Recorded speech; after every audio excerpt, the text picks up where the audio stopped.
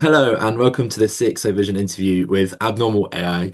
Today I'm joined by Patricia. Thank you very much for joining me today. Could I just start by asking you to introduce yourself to our viewers, please? Yeah, thank you so much for the invite. I'm really looking forward to the conversation today. So, I am Patty or Patricia Titus, if you want to be more formal.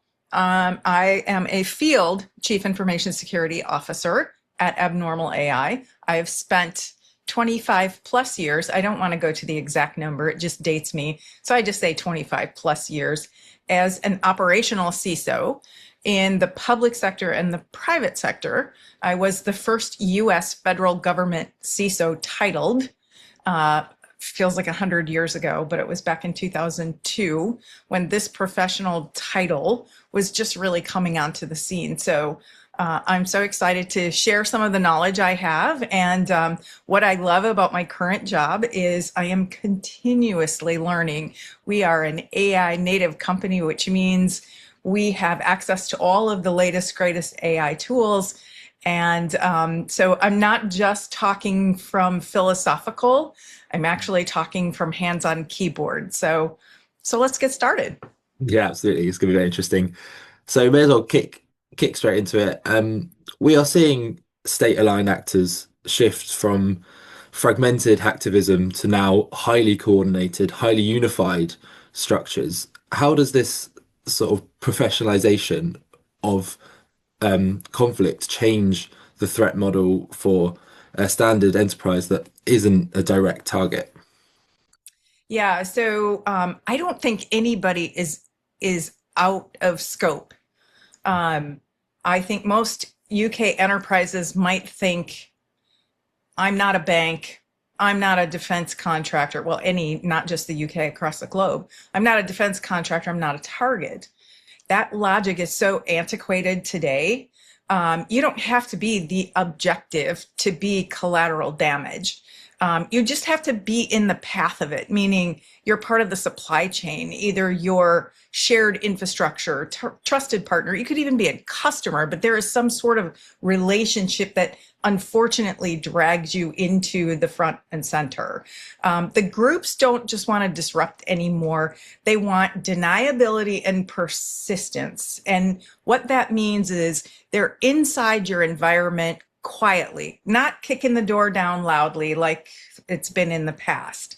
And our way of thinking about that is we have playbooks, but the playbooks are noisy, they're disorganized, hacktivists, they're easy to spot, or they used to be easy to spot, easy to attribute. But what we're seeing now is more disciplined, centralized tasking and shared tooling. So this is the shift. Our threat actors are now using AI against us. So your threat models need to stop being built around what you are and start being built around who you are connected to. Moving on to a similar point about geographic issues right now, but perhaps a bit of a sideline, is if an adversary's attack infrastructure can be pre-positioned anywhere in the globe and independent of their home country's connectivity, how can defenders move beyond simple geographic blocking? Yeah. So you're if you're still geo blocking, which a lot of companies are still deep into, and for some companies it's relatively new. We don't really get a ton of time to catch up with the threat actors.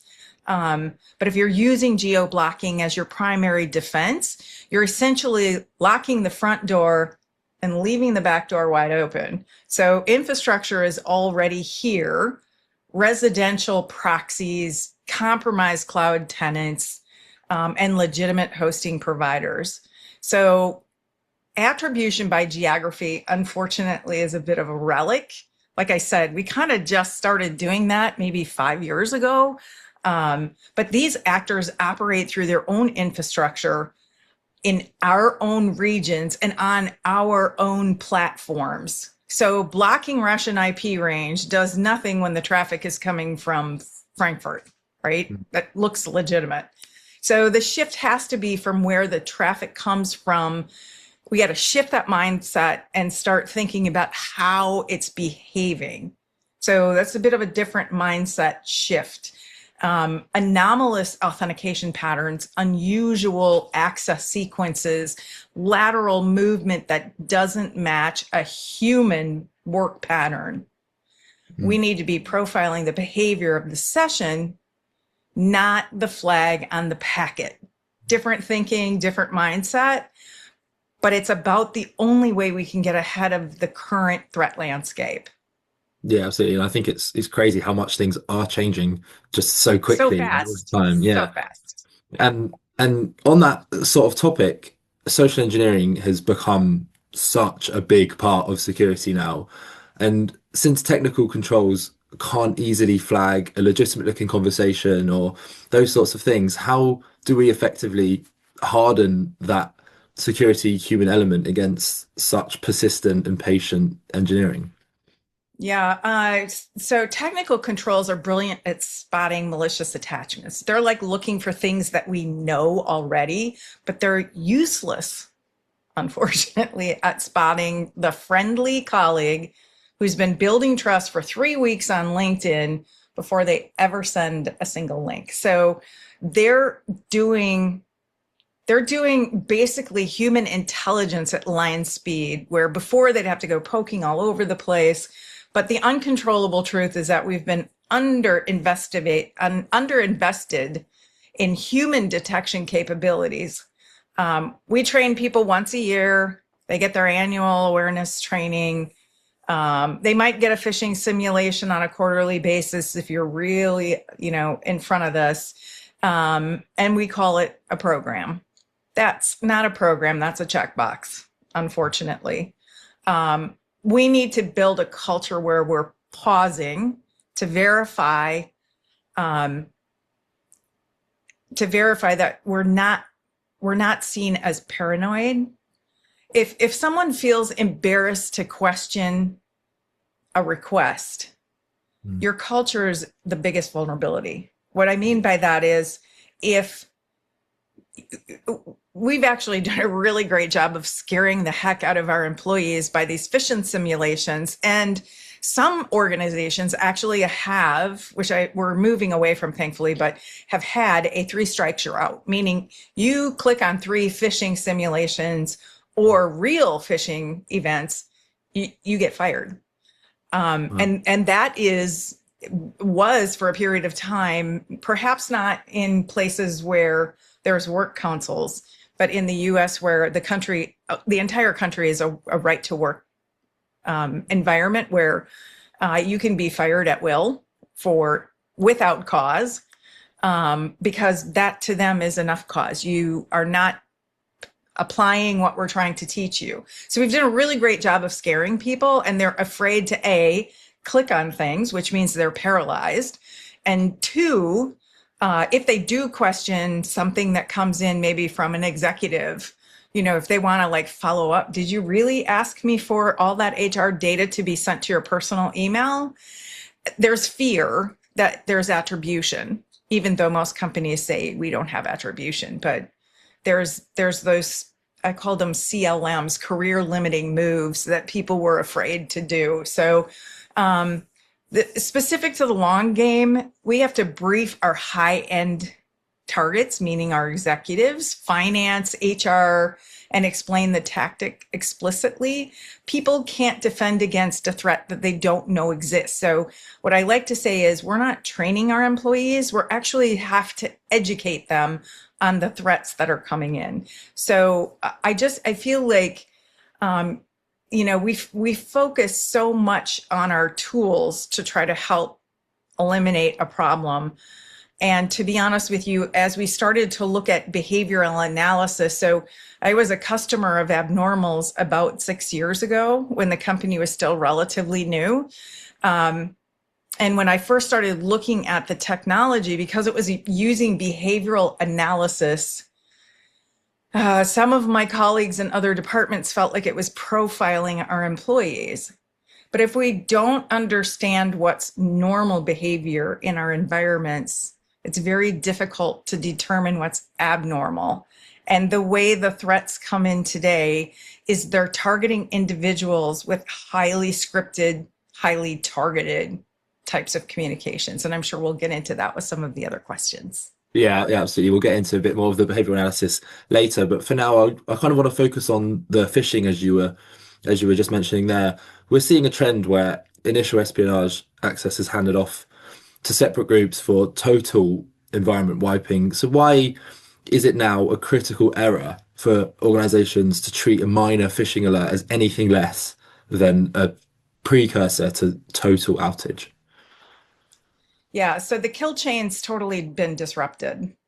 And it's been institutionalized, which is not something we've seen previously. You now have one group that specializes in getting in or access. So we call those access brokers, and a completely separate group that specializes in burning everything down. And there's a handoff between them that happens first. So low severity phishing alerts used to mean someone clicked something they shouldn't have, and we cleaned the endpoint, we rebooted their machine. Now it might mean someone has established a beachhead that gets access, and that access gets sold, and it gets handed off in about 48 hours. This is not like, I'm living off the land for 2 years, which is the way it also used to be with the advanced persistence threats, where threat acting groups would come into an environment, loiter around, map out what's going on in the systems, determine where the high value data is, and then create like a profile of the company, and then take that information after, say, a year or a year and a half of doing investigations across the environment, and then they will take it and sell it as an access broker for a pretty good penny. So every initial access event is a potential scene setter for something catastrophic. And I don't mean to sound like the big, security theater here, but if your SOC is triaging things as low priority because nothing looks impacted yet, you've already lost that window. So we have to stop measuring severity by current damage and start measuring it by potential trajectory, which is a different mindset. The fire alarm matters even before the building's on fire. Make sense? Absolutely. Yeah. And I kind of want to move on, maybe slightly, and talk about multi-factor authentication. So standard MFA is clearly failing at the moment against real-time proxy kits and a whole host of other stuff. So what is the most pragmatic architectural shift an organization can or should be making today to neutralize these session hijacking techniques? Yeah, MFA was going to be the silver bullet for all of us until it wasn't. So the current thinking is phishing resistant MFA is the immediate answer. Passkeys, FIDO2 hardware tokens, these break the proxy model because the credential is cryptographically bound to a legitimate origin. You can't relay what you can't replay. So this, if we go back in time, like maybe 15, well, no, it's been longer than that because I was a VPN engineer. So VPNs at the time in the late 90s were going to be the savior for all of us. It was going to, you set up a point-to-point communication, it created an encrypted tunnel, and nothing could get into the tunnel. If something tried to brute force, it would shut the tunnel down, and the person on the other end would go, oh, that's weird, what happened? Because we never really educated our end users on what a VPN tunnel was, nor did they want to know, to be quite frank with you. So way back in the late 90s, mid 90s, VPN technology was the savior. MFA was the savior of the 2020s. But let's be honest, most organizations can't rip and replace their auth stack overnight to implement phishing resistant MFA. So the interim layer on session level controls, which means short-lived tokens, device binding, and continuous re-authentication signals. Now, I'm sure there's some philosophical engineering disagreements to some of this. However, the deeper architecture shift is zero trust as a genuine operating model, not a marketing aside. So assume the session's compromised and verify continuously, not just at login. A lot of us would love it if we could just log in once a day into the entire enterprise and it would just serve us what we need. The problem with that is we've moved to cloud, we've moved to SaaS, we've moved to environments where you need to re-authenticate those sessions. So I know I was barking about this not very long ago to some of the engineers saying, this is so complicated. I have to authenticate here. I got to look at my camera for authentication to do the hello. I got to, log in with Okta, click on a chiclet. This is so complicated. But at the end of the day, it is to ensure that we're authenticating in that zero trust mindset. So the thing I'd push every organizations to do this week, if you're listening, audit what you're protecting with SMS, OTP, and get it off SMS. That is the lowest hanging, highest risk fruit in most environments. If you're using SMS texting, that is going to be your downfall. So think about getting off of that as quickly as possible. Yeah, absolutely. It can be a pain, but maybe a crucial one to that. So when I want to go back to what you perhaps mentioned, and perhaps one of the kind of defining things about abnormal AI, when attackers are able to rotate domains every few minutes, blacklists are ultimately rendered useless. So how does your behavioral AI distinguish a sophisticated, never seen before domain from a legitimate business email? Yeah, the blacklist or the allow or deny are fundamentally reactive. By the time the domain makes it onto a list, the campaign's already over. So this is the challenge with artificial intelligence is it moves so quickly. We have to get faster about how we're reacting. And write a rule, put it in your firewalls or your endpoint devices.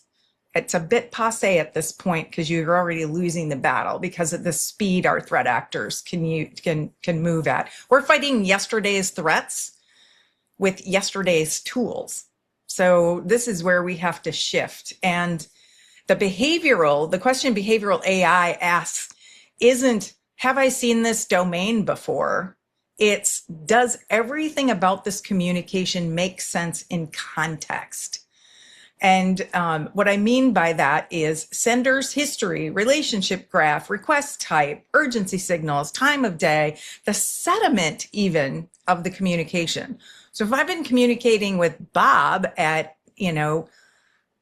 Amex.com, and Bob always says, hey, Patty, when he talks to me, if all of a sudden he becomes, hello, Patricia, I'm like, wait a minute. That doesn't seem like Bob because Bob and I have a very more cordial, informal relationship. And that's how I usually ferret out the people who call me Patricia versus my name down there on the left-hand side that says Patty. So usually if it comes in, hello, Patricia, I'm like, yeah, you're going to the spam box if it's not already there.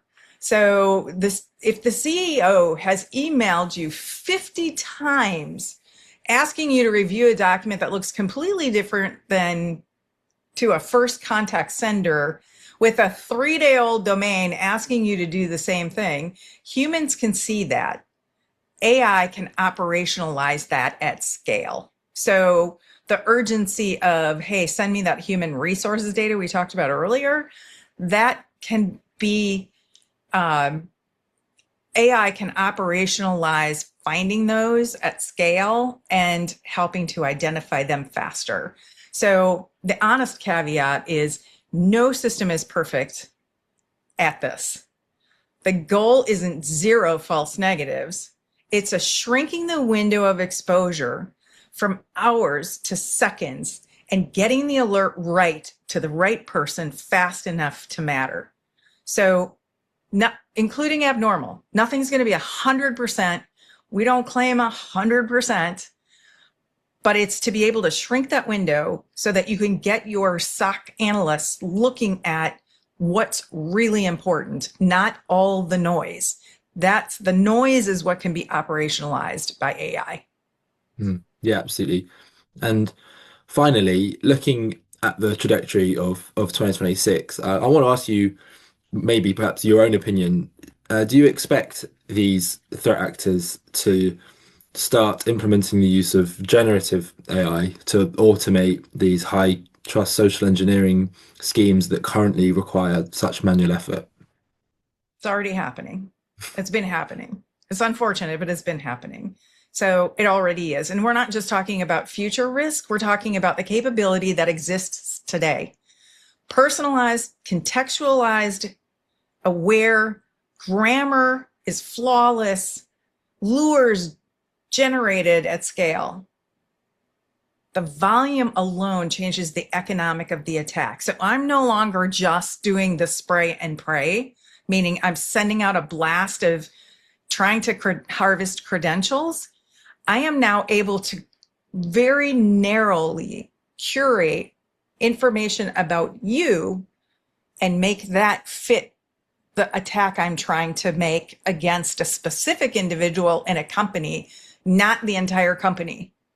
So what Gen AI removes is that bottleneck.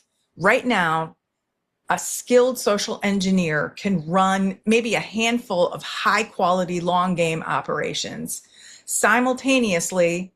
With automation, that number becomes hundreds. That's a step change in threat volume, not just sophistication.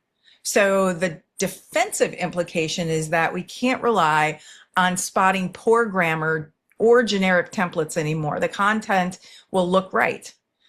We have to focus on the request, the context, and the channel, not just the quality of writing. My honest view for 2026 is that organizations that get ahead of this are the ones investing in AI assisted defenses now, not waiting until they're on their back foot.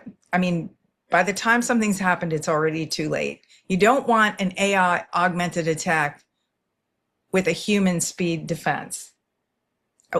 Humans cannot move fast enough to defend against the AI speeded attacks.